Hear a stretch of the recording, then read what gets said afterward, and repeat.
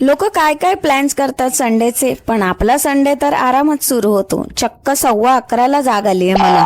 उठल्यावर आधी ब्रश करून केसांना तेल चोपडून घेतलं, कारण आठवडाभर एवढा वेळ मिळतच नाही. किचन मध्ये गेले तर वहिनीने मस्तपैकी नाश्ता रेडी करून ठेवला होता. भूक तर जोरात लागली होती.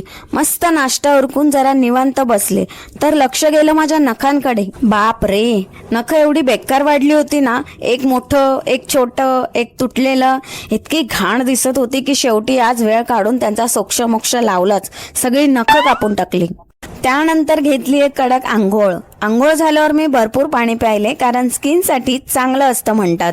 आणि मग परत वेळ आली माझ्या आवडत्या गोष्टीची, दुसऱ्यांदा चहा प्रेमींना हे सुख नक्कीच कळेल.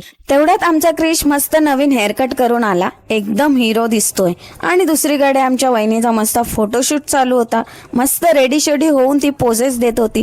मी पण थोडा वेळ फोटोशूट बघितला आणि क्रिश सोबत खेळायला लागली. आणि एक गोष्ट मला अजूनही कळत नाही, आमच्या घरात हे गोड गोड पदार्थ अचानक कुठून प्रकट होतात.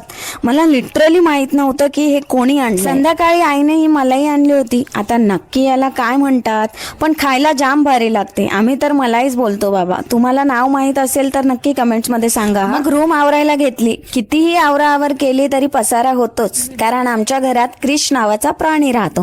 तोच सगळा पसारा काढत असतो. तर असा गेला माझा संडे, थोडी मस्ती आणि आरामात. भेटूया पुढच्या व्लॉग मध्ये. बाय.